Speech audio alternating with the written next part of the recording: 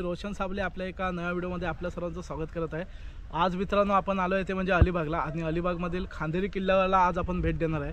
तर आम्ही आजच्या व्हिडिओमध्ये आपण खांदेरीची अभ्यास मोहीम घेतलेली आहे। तर आजच्या व्हिडिओमध्ये तुम्हाला संपूर्ण खांदेरी किल्ला आणि तसेच सचिन जोशी सरांबरोबर या खांदेरी किल्ल्याचा इतिहास आणि इथला आजूबाजूचा परिसर आजच्या व्हिडिओमध्ये तुम्हाला पाहायला भेटणार आहे। तर मित्रांनो व्हिडिओ पूर्ण बघा आणि व्हिडिओ आवडला तर व्हिडिओला एक लाईक करा। चला आता व्हिडिओला सुरुवात करूया।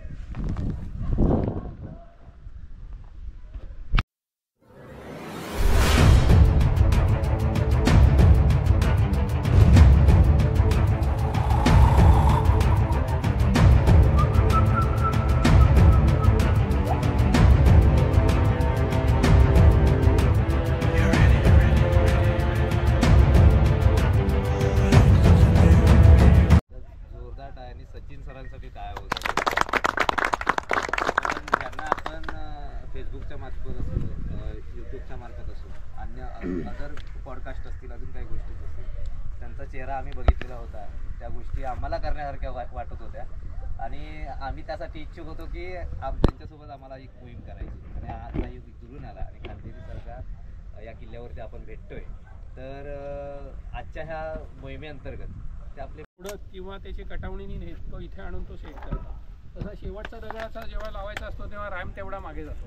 म्हणजे हे फक्त तटबंदी आणि बुरुजांच्या बाबतीत नाही आहे, मंदिरांच्या बाबतीतही असं केले गेले आहे। तुम्ही जर मंदिरं बघितलीत काही ओरिसा वगैरे या भागातली तिथे खूप उंच मंदिर आहेत आणि वरती मोठे मोठे दगड आहेत शिखरावरती तिथे। तर त्याचे रॅम्प जे होते ना ते असे 1-1.5 किलोमीटर रॅम्प होते असे मागे। त्या 1.5 किलोमीटर रॅम्पवरनं ते बैल किंवा हे हत्ती वगैरे यांनी ओढत ते दगड तिथपर्यंत नेले जायचे आणि ते सेट करायचे। म्हणजे ते मंदिर जर असं असेल तर तो रॅम्प पूर्ण असा असायचा। एकतर व्हायचं काय की ते बांधताना त्या रॅम्प म्हणजे मातीचा जो रॅम्प तयार केला त्याच्यामुळे त्याला एक सपोर्टही मिळायचा त्याला आणि मग सगळं बांधून झाल्यानंतर तो रॅम्प काढून टाकायचा। तिथे इथं ह्याच किल्ल्याच्या बाबतीत नाही सगळ्याच किल्ल्यांच्या बाबतीत मोठे दगड चढवताना हीच पद्धत वापरली जात होती तिथे। आणि आपल्या खास करून डोंगरी किल्ले असतात ना, डोंगरी किल्ल्यात असा तीव्र जिथे उतार असतो कडा वगैरे असतो असा तीव्र उतार आणि तिथे आपल्याला काही वेळा तटबंदी बांधलेली दिसते। तर तिथे काय करतात दगडामध्ये असा एक चर खणतात खालची असा बरोबर सेमी सर्क्युलर आणि तो चर एवढा डीप असतो की त्याच्यामध्ये पहिली दगडांची लाईन गेली पाहिजे त्यामध्ये। म्हणजे एकदा खालचा दगड सरकला नाही ना की मग वरचे दगड तुम्ही त्याच्यावर बांधू शकता। हे रायगडला जर बघायचं असेल ना तर वाघ दरवाजाला जावा। वाघ दरवाजाच्या दरवाज्यातनं आत म्हणजे आपण कड्याच्या इकडे खालची जायला लागलो की उजव्या हाताला तुम्हाला तो चर दिसेल। तिथे बरोबर सेट केलेले आहेत दगड मस्त त्याच्या चरामध्ये। तर ते सगळ्याच किल्ल्यांवर अशी म्हणजे अशा पद्धतीने ते बांधलं जात होतं। येताना दीपस्तंभ दिसतो तो पण जुना आहे की आताच आहे? तो ब्रिटिश काळात केलेला आहे। हां, तर तिथे खडक होता तिथे बोटी आपटायच्या म्हणून तो त्यासाठी त्यांनी केला। आपल्या सरकारने नाही म्हणजे 1800 मधला हो आधीच। आणि लाईट हाऊस तुम्ही म्हटलं जर्मन कंपनीने बांधलाय तो ब्रिटिशांच्या काळात बांधलाय? हो ब्रिटिशांच्या काळात 1845।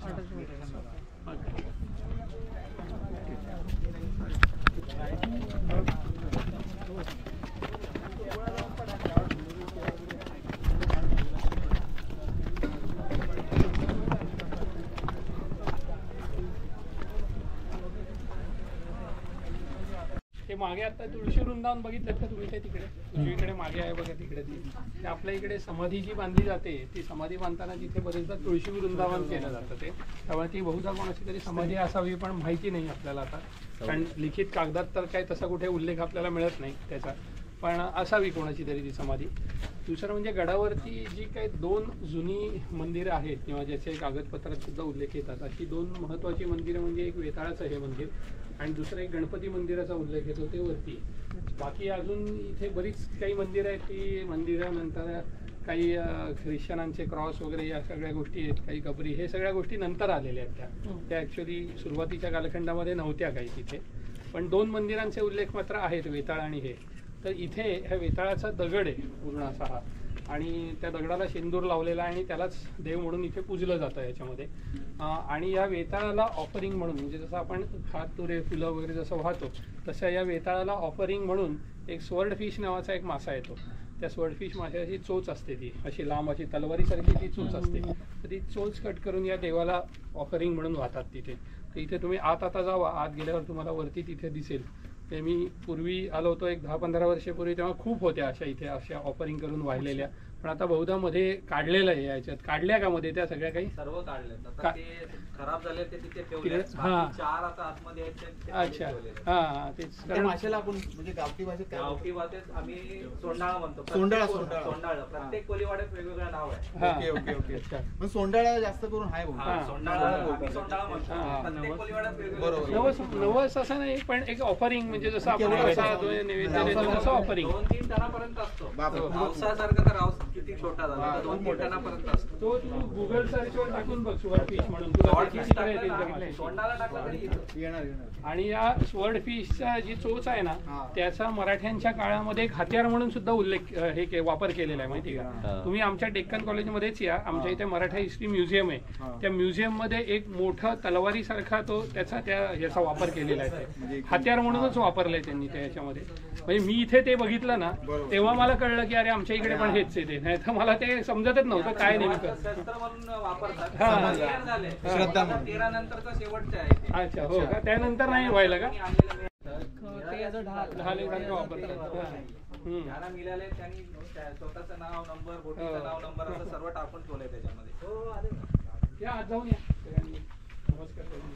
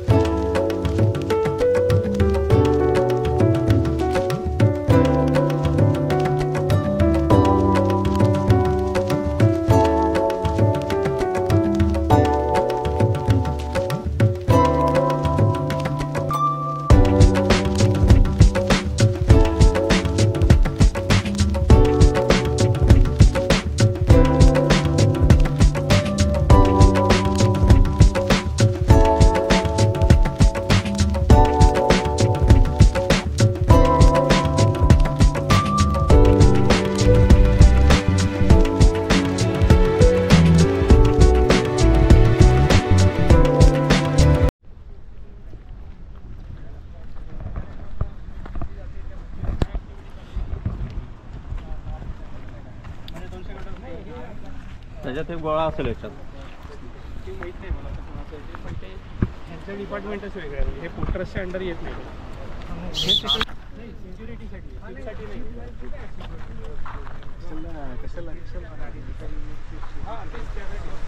आता ह्या बुरुजांमध्ये बघा, समोरचा बुरुज पण बघा तिकडे, त्याच्यामध्ये चुन्याचा वापर केलेलाच नाही आहे. याचं कारण असं आहे की ते दगडच एवढ्या मोठ्या आकाराचे त्यांनी तयार केले की ते एकमेकांवर ठेवल्यावरती तिथे चुन्याचा वापर करण्याची तशी काही आवश्यकता भासली नाही. पण तरीसुद्धा काही किल्ल्याचा भाग आहे की जिथे त्यांनी चुना वापरलेला होता, पण तो भाग खूपच कमी आहे. बराचसा भाग जो दिसतोय तुम्हाला तो इकडे सगळा हा विदाऊट चुनाच सगळा दिसेल. दुसरा एक भाग महत्त्वाचा असा असतो की या चुन्या म्हणजे दोन दगडाच्या मध्ये जी गॅप असते त्याच्यामधल्या गॅपमध्ये माती जाते आणि त्या मातीमध्ये पोलन गेले की त्याच्यामध्ये झाडं वाढतात आणि ती झाडं वाढून मग ती तटबंदी फोडतात. म्हणून त्या दोन दगडाच्या मधल्या गॅपमध्ये माती जाऊ नये म्हणून चुना भरला जातो. तो चुना ह्याच्यासाठी नसतो की ते दोन दगड चिटकवायचे आहेत आपल्याला एकमेकांपासून, अशासाठी तो चुना नाही वापरला जात. तर आता इथे तुम्ही जर बघाल तर एकतर ह्याच्या आजूबाजूला सगळं पाणी आहे, किनारा बराच लांब आहे, धूळ येण्याची आणि ती धूळ त्या ह्याच्यात जाऊन बसण्याची शक्यता इथे फारच कमी आहे तिथे. त्यामुळे इथे बघा कुठल्याही तटावरती तुम्हाला फार मोठी झाडं बिडं वाढलेली दिसणार नाही. याचा काही मेंटेनन्स नाही आहे किल्ल्याचा, तरीसुद्धा तटावर झाडं वाढलेली नाहीत फारशी इथे. याचं कारण तिथे ती माती बसत नाही, कारण मातीच कमी आहे तर या भागामध्ये इकडे, आणि पाऊस मोठ्या प्रमाणावर पडतो त्यामुळे जरी माती साचली तरी पावसाळ्यात सगळी वाहून जाते ती एका पावसामध्ये. तर हे असे जर तुम्ही बघितलं तिकडे तर साधारणतः या सगळ्या तटबंदीमध्ये मिळून साधारण 25. आता पलीकडचा जो भाग आहे तिथे तटबंदी थोडी वर चढते आणि मग फिरून या बाजूने आपण परत अख्खा याला वळसा, लाईट हाऊसला वळसा घालून इथे येऊ शकतो. आता इथे हा जो भाग दिसतोय आता ज्याच्यावरनं आपण चालतोय किंवा आत्ता आपण ज्याच्यावरनं चालत आलो त्याला फांजी नावाचा असा भाग म्हणतात. फांजी म्हणजे तो किल्ल्याच्या बांधकामातला महत्त्वाचा भाग आहे, कारण ह्या फांजीवरती उभं राहूनच तटावरनं बंदुकीतून मारा केला जातो किंवा तोफांचा जो मारा केला जातो त्याच्यासाठी जो चालायचा प्लॅटफॉर्म केला आहे त्याला फांजी असं म्हटलं जातं. तर हा जो प्लॅटफॉर्म आहे हा आता इथे दगडं टाकूनच बनवलेला आहे इथे, काही काही ठिकाणी तो प्लॅटफॉर्म एवढा मोठा असतो की अशा 2 बैलगाड्या एका वेळी चालत जातील एवढा मोठा असतो. आणि खास करून हे भुईकोट किल्ल्यांना असे पांजी मोठी असते, डोंगरी किल्ल्यांना पांजी त्या मानाने खूप कमी असते तशी. त्यामुळे म्हणजे किल्ल्याचे जे काही वेगवेगळे एलिमेंट्स आहेत त्यातला हा पांजी हा अत्यंत एक महत्त्वाचा घटक त्यामध्ये आहे. तोफा जर बघाल तुम्ही इकडे तर या किल्ल्यावरती अशा साधारणतः 21 तोफा आहेत किल्ल्यावरती, वेगवेगळ्या ठिकाणी आहेत. काही 2-3 तोफा गाड्यावर सुद्धा आहेत, पुढे गेल्यावर आपण बघू त्या गाड्यावरच्या तोफा. आणि शिवाय तटबंदीमध्ये बंदुका आणि तोफांचा मारा करण्याच्या जागा आहेत. काही ठिकाणी तटबंदी चांगली वरपर्यंत उभी दिसते तुम्हाला, पण इथे त्याचे दगड खाली पडलेले दिसतात काही. आणि किल्ल्याचं हे आयलंड असल्यामुळे इथे जे दगड तुम्हाला खाली बाजूला दिसत आहेत तो नैसर्गिक खडक आहे. तिथे दगड कोणी आणून टाकलेले नाही आहेत, इथे ते दगड इथेच होते आणि तेच दगड चिझलिंग करून त्याला आकार देऊन ते किल्ल्याच्या बांधकामामध्ये वेगवेगळ्या ठिकाणी वापरले गेलेले होते. त्यामुळे आतले हे दगड जे दिसत आहेत तुम्हाला हे असं काही अभ्यासकांचं असं मत आहे किंवा ते मुद्दाम आणून टाकलेले आहेत. पण असं एवढं काम अवघड आहे, एवढे सगळे मोठे दगड गोळा करायचे आणि परत तिथे नेऊन टाकायचे असं प्रत्यक्ष होणार नाही. आणि तुम्ही जर बघाल तर हे बघा इथे आत्ता ओहोटी लागली म्हणून दिसत आहे, याच्या बाजूनी व्यवस्थित खडक आहे, इथे खडक आहे, समोर खडक आहे. तिकडे तुम्ही म्हणजे भरतीला तर पाणी इथे येतं, आत्ता ओहोटी आहे त्यामुळे तो भाग पण एक्सपोज झाला आहे बघ खडकांचा तिकडे. तसंच मागचा भाग पण दिसेल आपल्याला एक्सपोज झालेला. तर खडक आहेच या आयलंडवरती, त्यामुळे वेगळं काही कोणी इथे आणून टाकायचं काही कारण नाही असं मला त्यामध्ये वाटतं. बुरुजांना काही नावं वगैरे आहेत? बुरुजांची नावं नाही आहेत आपल्या इकडे त्यामध्ये. हे कागदपत्रात तरी आत्ता काही दिसत नाहीत आपल्याला. अजून काही कागदपत्र अप्रकाशित वाचली तर कदाचित त्यामध्ये कळू शकेल आपल्याला ती नावं. चला, म्हणजे इथे कान्होजी आंग्रे राहिल्याचा उल्लेख वगैरे आपल्याकडे आहे, महाराज राहिलेले आहे त्याचा राहिल्याचा असं काही उल्लेख कोणाचाच येत नाही की हे इथे राहिले असा उल्लेख येत नाही. पण साधारणतः या कालखंडात हे इथे होते एवढा येतो किंवा इकडनं जात. तर मंडळी या तटबंदीवरून इथून खाली आल्याच्या नंतर इथे आपल्याला दिसत आहे, बघू शकता तुम्ही इथे असे बोलतात ना खरं म्हणजे ज्याच्याकडे असतं त्याला किंमत नसते. एक तोफ पूर्णपणे इकडे जसं प्रमाणे पडलेली आहे, म्हणजे इकडे ह्या तोफेकडे कुणाचं आता सध्या लक्ष नाही आहे आणि ही तोफ अशीच पडलेली आहे आणि पूर्ण तिची झीज झाली तुम्ही बघू शकता. आणि आपल्याकडे ही तोफ आहे. तर मंडळी ह्या साईडला स्टोरेज एरिया म्हणजे धान्य गोळा किंवा दारू गोळा कोटा जे असतं त्या ठिकाणी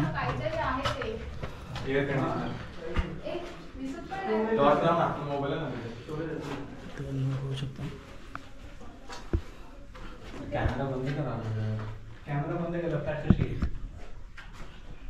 दोन्हीकडून 2 येतात.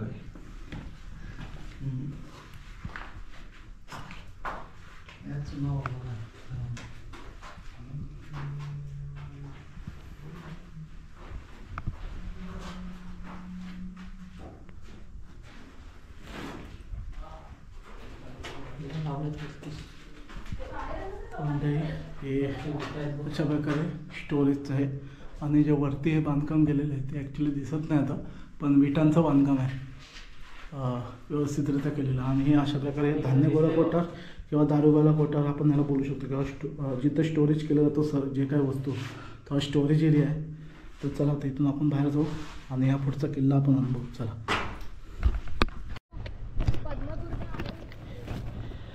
तर म्हणजे ह्या साईडला इथे खाली तुम्हाला इथं दरवाजा, ह्या साईडला धान्य गोळा कोठाराचा दरवाजा तुम्हाला दिसत असेल हा इथे आहे. आणि इथून पुढे आल्याच्या नंतरला हे इथे एक पाण्याचं टाकं ज्याच्यामध्ये सध्या तरी पाणी आहे पण पाणी पिण्यायोग्य नाही तुम्ही बघू शकता. आणि इथून उतरण्यासाठी पायऱ्यासह केलेलं आहे आणि या साईडला येतं चला. तर आता आपण तिथे जाऊया, सरांकडनं थोडीशी किल्ल्याची माहिती जाणून घेऊया चला. आणि सर जे मगाशी बोलल्या फांजीचा प्रकार ज्याच्यावरनं आपण चालू शकतो ती हा जो भाग आहे ह्याला फांजी असं बोललं जातं. तर चला आता. हे तुम्हाला माहिती आहे सगळ्यांना इथली 32 देण्याची जागा असते बरोबर. तोफेची दारू जी आहे ती पुढच्या बाजूनी, दारू म्हणजे गन पावडर सारखी पावडर असते, फटाक्याची दारू असते ना आपली, त्या फटाक्याच्या दारूसारखी ती दारू असते. ती त्याच्यामध्ये चारकोल असतो, सल्फर असतं आणि ती पुढच्या बाजूनी ही आत भरली जाते पूर्ण. आधी पहिल्यांदा काय करायचं, इथनं वात घालायची, वात घातल्यानंतर मग ती वात इथे खालती तळाशी जाऊन बसते, चांगली मोठी वात घातली की, आणि ती बाहेर ठेवायची थोडी. आणि मग पुढच्या बाजूनी गन पावडर भरायची. गन पावडर किती भरायची ह्याचे काही नियम आहेत आणि ते जे तोफा उडवतात त्यांनाच माहिती असतात. हे तोफा उडवणारे जे लोक होते ते असेच कोणीही सहज येऊन मी तोफ उडवतो म्हणजे फटाका लावतो तसं उडवणारे लोक नव्हते. त्यांना गोलंदाज असं म्हणतात. ते स्पेशलिस्ट असायचे. म्हणजे ही तोफ मॅन्युफॅक्चर करणारा माणूससुद्धा ती तोफ उडवू शकायचा नाही. पण ते गोलंदाज जे होते त्यांना माहिती होतं की ह्याच्यामध्ये गन पावडर किती भरायची, वाफेची जाडी किती ठेवायची, गोळा किती वजनाचा टाकायचा, हे सगळं त्यांना माहिती होतं. त्यामुळे त्या पद्धतीने ते काही शेर दारू याच्यामध्ये भरायचे. ती पावडर असलेली दारू इथपर्यंत भरली गेली की पुढे ठासणीनी म्हणजे त्या लाकूड आणि त्या पुढे कापड गुंडाळलेलं असतं त्याने ते ठासणीनी ही दारू जी आहे ती पूर्ण ठासायची आत. ती ठासून इथे अशी घट्ट बसली अशी इथपर्यंत साधारण की मग पुढच्या बाजूने गोळा सोडायचा. समज आधी आपण दगडी गोळ्याचा विचार करू की हा जो काळा दगड आहे ह्याचा गोळा बनवलेला आहे गोल, तो दगडी गोळा सोडला की इथे ठासलेली दारू इथे असणार, तो गोळा इथे येऊन बसणार या भागामध्ये आणि जेव्हा इथे ह्याला बत्ती दिली जाईल तेव्हा आतली जी दारू आहे ती कॉम्पॅक्ट घट्ट बसल्यामुळे त्याचा आत ब्लास्ट होणार आणि ब्लास्ट झाल्यानंतर ती जी एनर्जी आहे ती 2 ठिकाणावरनं बाहेर पडते. एक तर ती जागा आहे आणि एक इथनं पण बाहेर पडते ती. तर ती जेव्हा बाहेर पडते तेव्हा तिच्या वाटेत गोळा असतो हा, तेव्हा ती त्या एनर्जी त्या गोळ्याला घेऊन पुढे जाते आणि ती जेव्हा पुढे जाते तेव्हा तो पुढचा भाग तुम्ही बघाल तर निमुळता केलेला आहे. तर तिथे जाऊन ती पुन्हा अशी ती एकवटते सगळी एनर्जी आणि एकदम झपकन त्यातनं बाहेर पडते. तर तिथे जे प्रेशर येतं आणि त्यातनं जो जोर मिळतो त्याला त्या याच्यामध्ये प्रेशरमध्ये तो जो गोळा आहे तो तिथनं उडतो आणि तिथे आपल्याला जेवढ्या अंतरावर जाऊन पडायचा आहे तो तिथे पडतो.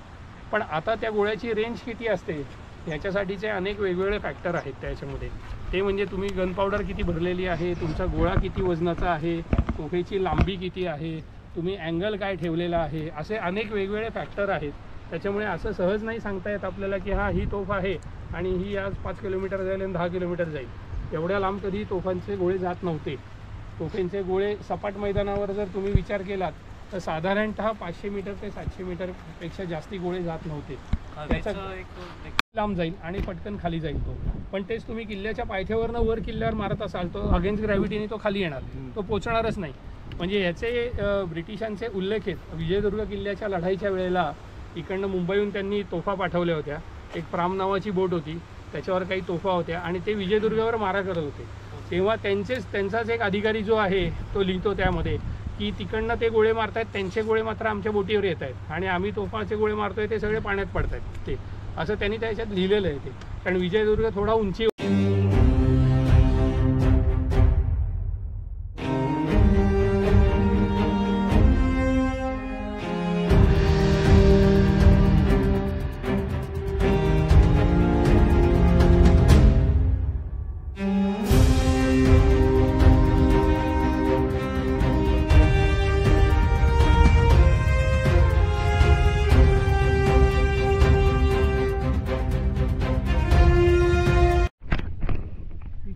किल्ल्यावरची पॉटरी म्हणजे किल्ला जेव्हा राबता होता त्या कालखंडातली ही आपल्याला पॉटरी दिसते साधारण ही. कारण त्याच्यानंतर इथे येऊन ही पॉटरी वापरणारं तसं इथे किल्ल्यावरती कोणीच नव्हतं की एवढी मोठ्या प्रमाणावर खापरं वापरतील. त्यातला हा मानेचा भाग आहे. म्हणजे कोणती किल्ल्यावर किंवा साईटवर खापरं मिळाली की आमच्या दृष्टिकोनातला हा मानेचा भाग महत्त्वाचा असतो आणि यातनं आपल्याला त्याचा शेप सांगता येतो अख्खा पॉट कसा होता ते. आता हा पोटाचा भाग आहे, याचा उपयोग नाही आहे काही आणि ह्यावरनं त्या पॉटरीचा आकार नाही काढता येत. हा पण तसाच पोटाचा भाग आहे. पण ही 2 वेगवेगळी भांडी बघा, हे कधी पातळ आहे हे किती जाड आहे, त्याचा पर्पज आपण सांगू शकतो त्यावरनं. हां हे पण आहे काठाचं. हे बघा आता हा काठ आहे यावरनं आपल्याला आता हा बाऊल होता साधारण ते आपल्याला सांगता येऊ शकतं कारण हा काठ इथे आहे त्याचा. तसा बेस जर मिळाला तर बेसवरनंही उपयोग सांगता येतं. हा बघा आता हा पण एक बाऊलचाच भाग दिसतोय. हा थोडासा खोलगट बाऊल आहे हा इथे. किंवा ही पॉटरी बघा, ही पण अजून वेगळी आहे थोडी. पॉटरीला मराठी काय बोलू शकतो? खापरं हां मग आहे हे बघा, हे हा असा शेप येतो याचा. तसंच हे बघा, हे पण बघा ह्याचा शेप वेगळा आहे परत त्या पॉटरीचा. हा असा मोठा अजून मडका आहे त्यामध्ये. तर हे सगळं आपल्याला किल्ल्यावरचं आहे आणि हे इथेच पडलेलं असतं. दूध वगैरे ठेवायचे नाही पाणी, त्यानंतर जेवण बनवायला सुद्धा मडकी वापरायची त्यावेळी. कारण मेटलची भांडी ही त्यावेळी महागात होती. मेटलच्या भांड्यामध्ये करणं एवढं सोपं काम नव्हतं त्यावेळेला. त्याच्यामुळे सगळं पॉटरीचा उपयोग म्हणजे ती संस्कृती समजून घेण्यासाठी होतं. हा म्हणजे ते कुठल्या प्रकारची भांडी वापरायची हे आपल्याला सांगता येऊ शकतं. काही वेळेला या भांड्याच्या आतला जर भाग मिळाला तर त्याच्यामध्ये जे अन्न ते शिजवायचे त्याचे ट्रेसेस असतात. तर ते रेसिड्यू ॲनालिसिस नावाचा प्रकार असतो. त्यांनी आपल्याला तो रेसिड्यू सांगता येऊ शकतो की काय आहे ते, म्हणजे तो दुधाचा पदार्थ आहे का मुगाची डाळ शिजवली त्याच्यामध्ये का अजून काय केलं हे आपल्याला त्यावरनं सांगता येऊ शकतं. तर तो ॲनालिसिस पण करता येतो त्याचा. तर ही जशी पॉटरी असते आता ही सगळ्या किल्ल्यांवर मिळते आणि कुठलाही हा जो भाजलेल्या माती असायची, म्हणजे अगदी तुम्हाला सांगतो की तुमच्या घरामध्ये झाडं लावायची कुंडी आहे, ती समज तुटली आणि अशी तुम्ही कुठेतरी मातीत ती टाकून दिली, तर तुम्हाला काय वाटतं ती ह्याच्यानंतर किती वर्ष राहणार आहे? काय अंदाज? 5,000 वर्ष हडप्पाची सापडलेत अजून. 5,000 वर्ष, कमीत कमी 5,000 वर्ष ती राहणार आहे. आपल्या घरातली कुंडी ती डिकम्पोज होणार नाहीये. म्हणजे अगदीच तुम्ही खलबत्त्यात घेऊन कुठली आणि पावडर केली तरी ती काही डिकम्पोज नाही होणार आहे, तिची माती होणार आहे फक्त एवढंच. पण तशीच्या तशी राहिली तर ती 5,000 ते 6,000 वर्ष राहणारच आहे. तर जसं ते आपल्याला मिळतं तसंच ही खापरं जी आहेत ती 300-400 वर्षापूर्वी किल्ल्यांवरती लोक जे राहत होते त्यांनी वापरलेली खापरं आहेत. ती आपल्याला असं इथे खाली पडलेली दिसतात. हे खाली बघा तुकडे जे दिसतात तुम्हाला, हे सगळे तुकडे हे खापराचेच आहेत. हे बघा, हा जो तुकडा आहे तो. तर त्यांच्या ह्या वस्तू पडलेल्या असतात. आता काही ठिकाणी बांगड्याही मिळतात. हां, हे बघा, ही बांगडी आहे. हे बघा, बांगडी मिळते काही ठिकाणी, बांगड्यांचे तुकडे असतात. आता ही जुनी आहे कसं ओळखायचं, तर ही अशी दुधी झाली आहे बघा, आणि याची ट्रान्सपरन्सी कमी झालेली आहे तशी. शिवाय आता हा छोटा तुकडा मिळाला आहे, काही वेळाला मोठा तुकडा असेल तर त्याच्या फिनिशिंगवरनं पण आपल्याला ओळखता येतं. कारण त्या ज्या असतात त्या मोल्डमध्ये बनवलेल्या असतात. आत्ताच्या ज्या बांगड्या ज्या आहेत त्याचं फिनिशिंग वगैरे एकदम प्रॉपर असतं, त्यामुळे त्यातनं तो फरक ओळखता येतो. आणि याच्यातल्या सोडियम वगैरे जी किंवा पोटॅशियम जे वापरलेलं आहे त्याचं ऑक्सिडेशन होऊन ही व्हाईटिश होऊन जाते ग्लास, आणि ती व्हाईटिश व्हायला खूप वर्ष लागतात. म्हणून ती ओळखता येते आपल्याला की ही जुनी आहे आणि कुठली नवीन आहे त्यामध्ये. तर अशा अनेक गोष्टी खाली पडलेल्या असतात, फक्त आपण बघून चालायचं त्याच्यामध्ये काय दिसतंय. जशी ही पॉटरी आहे तशी बाहेरनं आलेली, चायनावरनं, पर्शियावरनं, इकडनं आलेली पॉटरी सुद्धा तुटल्यानंतर त्यांनी इथेच टाकलेली असते. हे बघा, आता चायनीज पॉटरीचा तुकडा आहे. तुम्हाला असं वाटेल की ही आत्ताची कपबशी आहे, पण तसं नाही. आत्ताची कपबशी इथे आणून कोण टाकेल? कोण येणार इथे चहा प्यायला आणि कपबशी टाकायला? तर ती त्याच वेळी वापरलेल्या भांड्याचा तुकडा आहे. त्या सगळ्या गोष्टी इथेच मिळतात, फक्त ते बघायचं, पण सगळं बघून घरी घेऊन जायचं नाही, एवढं लक्षात ठेवा. ते इथेच राहू द्यायचं, बाकी काही नाही.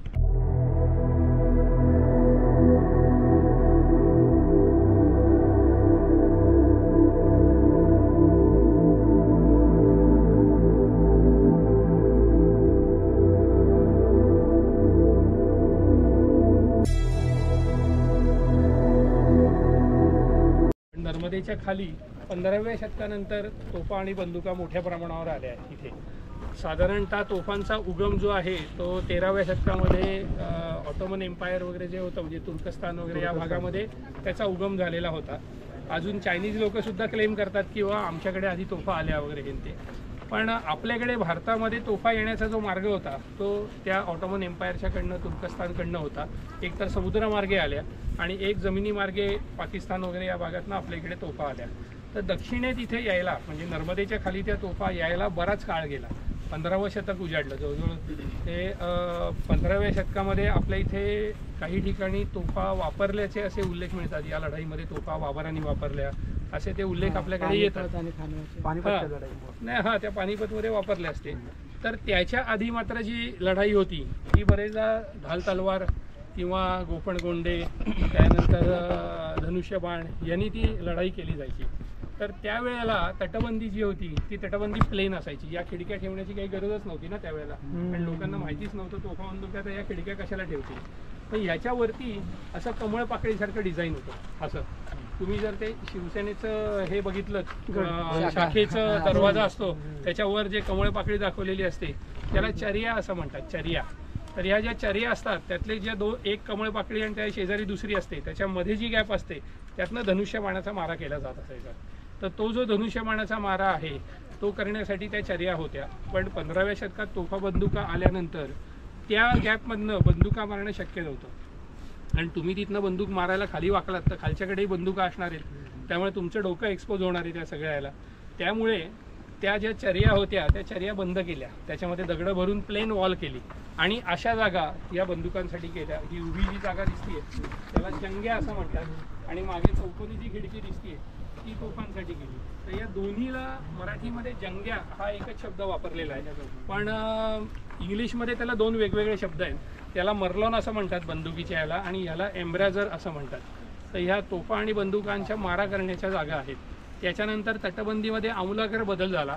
शिवाजी महाराजांनी बांधलेल्या किल्ल्यांच्या तटबंदीमध्ये तर चर्या हा प्रकारच नाही आहे. कुठलाही किल्ला आठवा तुम्ही, राजगड, रायगड, सिंधुदुर्ग, प्रतापगड, कुठे त्या चर्या आहेत अशा कुठेच नाही आहे. पण तरी आज आपण किल्ला म्हटलं की आपण तेच करतो असं. तर हे लक्षात घेण्यासारखं आहे, कारण शिवाजी महाराजांच्या कालखंडाच्या आधी 150 वर्ष तोफा बंदुका आल्या होत्या. त्यामुळे त्यांना माहिती होतं की हे चर्या करण्यात काही पॉईंटच नाही आहे. प्लेन वॉल करा, त्याच्यामध्ये तोफा बंदुका मारा करण्याच्या जागा करा, बस. त्यांनी तसंच केलेलं दिसतं आपल्याला. त्यामुळे हाही त्यांनी बांधलेला किल्ला असल्यामुळे इथे चर्या कुठेही नाही आहेत, पण जंग्या आणि मारा करण्याच्या जागा आहेत इथे. आता आपण इकडून आलेलो, तर त्या साईडला तटबंदीमध्ये चोर दरवाजा आहे, तर तो आता आपण पाहूया. चला तर.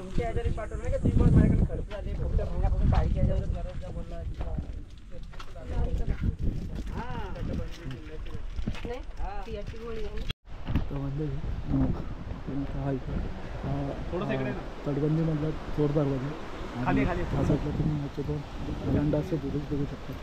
तसंच त्या साईडची तटबंदी, हा तिकडे बुरुज आहे. तर चला आता आपण हा चोर दरवाजा आतून कसा आहे तो बघूया.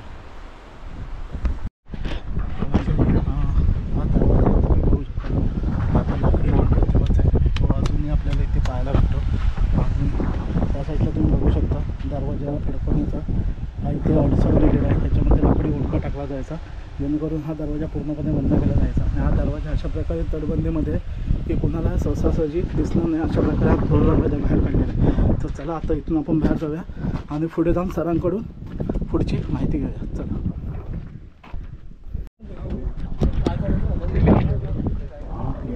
हे ते पाण्याचं टाका आपल्या किल्ल्यावरचं आहे, दुसरं पाण्याचं टाका. हे मोठं भव्य दिले असं पाण्याचं टाका आणि पाणी पण स्वच्छ पिण्यायोग्य तरी आहे सध्या बघू शकता. आणि खूप पातळ कोरून पाण्याचा टाका तयार करण्याचा.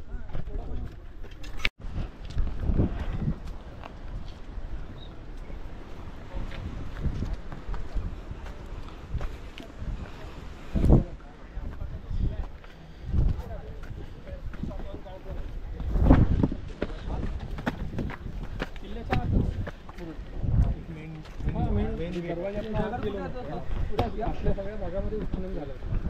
60-64 सालची गोष्ट आहे. मी पण ते पाहिलं नाही, ते रिपोर्ट वाचले त्यात. आपण इकडून आलो, हे इथे आहे गणेश मंदिर आतमध्ये. तर आपण आतमध्ये नको जाऊया, तर इथून आपण मागे फिरूया आणि पुढील किल्ल्याचं इथं. आणि जो त्याच्या बाजूला राऊंडिंग तळा होतं, पुन्हा खंदक होतं, खंदक. हो, तो पण आता बुजला. बरोबर आहे, सगळं बुजवलं सरकारने. त्याच्या हे झालं आहे डेकोरेशन सारखं झालं. बाजूने आलो आपण उंदेरीच्या, जातानाही तसंच जातो. याचं कारण तो एक खडकाचा पट्टा आलाय बघा मध्ये, त्याच्यामुळे त्या भागातनं असं सरळ येता येत नाही. मागे जी कंपनी दिसते RCF, त्याच्या इथेच आपण म्हणजे बोट पकडली होती मगाशी त्या बंदरावरती. त्या RCFच्या मागे एक जो डोंगर दिसतोय ना तुम्हाला, तो रामधरणे नावाचा किल्ला आहे. रामधरणे. हां, त्या रामधरण्याच्या केव पण आहेत तिथे आणि तो किल्ला पण आहे. त्या किल्ल्याचा आता एकच बुरुज शिल्लक राहिलेला आहे, बाकी तो किल्ला तसा म्हणायला संपलेला आहे तो पूर्ण. आता इकडे तुम्ही जर बघाल तर इकडे तुम्हाला कुलाबा आणि सर्जेकोट किल्ले दिसतात बघा समुद्रामध्ये. पुढे जो आलाय छोटासा तो सर्जेकोट आणि मागे जो आहे तो कुलाबा. हा गुलाब आणि तो सर्जेकोट. हां, आणि त्याचा किनारा जो आहे तो पुढचा अलिबागचा किनारा आहे. हां, दोन्ही ते जॉईंट आहेत. बुरुज मोजले साधारण तर एक 12 ते 15 बुरुज उंदेरीच्या किल्ल्यात आहे. आणि उंदेरीवरती साधारण 16 तोफा आहेत उंदेरीच्या किल्ल्यावर, आणि बऱ्याच वाईट स्थितीत आहेत त्या सगळ्या तोफा आत्ता. आणि किल्ल्यामध्ये नंतरच्या काळामध्ये आपण फक्त आत्ता शूट करू नको, मी थोडा काही वेगळ्या गोष्टी सांगतो मी तुला त्याच्यात की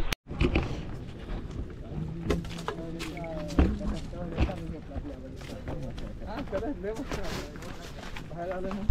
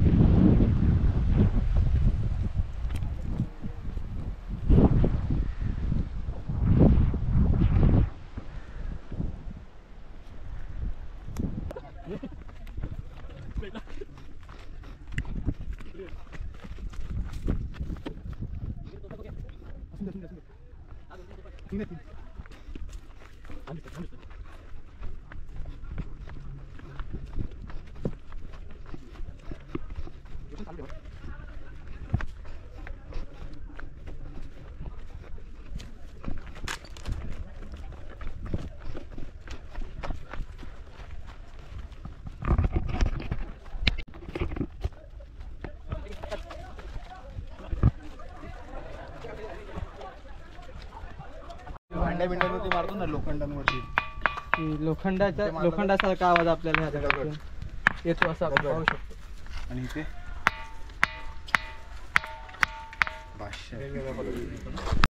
मला सांग, हे लोक तिकडेच राहणार आहेत. हां तिकडे हां. तर मंडळी आता आपण इथे टॉपमध्ये बालेकिल्ल्याच्या परिसरामध्ये आलेलो आहे. मगाशी तुम्हाला निघेल येते, तर आता आपण जाऊ तो लाईट हाऊस पाहू. त्याच्या अगोदर इथे जे आपल्याला इथे चौतरा दिसतं आहे, तर हे वाड्याचे चौतरे आहे. इथे सक्षम दिसत आहेत, कारण ते पायऱ्या वगैरे प्रॉपर दिसतात, पण त्याच्यावरती आता सिमेंट टाकून ते हे केलेलं आहे. पण हे जुनी वास्तू आहे, कारण ह्याचे जे चौतरा आहे तो पटकन आपल्याला लक्षात येतो. आणि बहुतेकचा जो अवशेष होते त्या वरच्या भागामध्ये होते, पण आता सध्या तिकडे जायला मनाई आहे, तिकडे जायला परवानगी नाही आहे. तर चला आता आपण जाऊ, ते म्हणजे लाईट हाऊस पाहायला. जे बांधलं आहे लाईट हाऊस, त्याची कंपनी आहे ती पॅरिसची. 82 रन. एसी का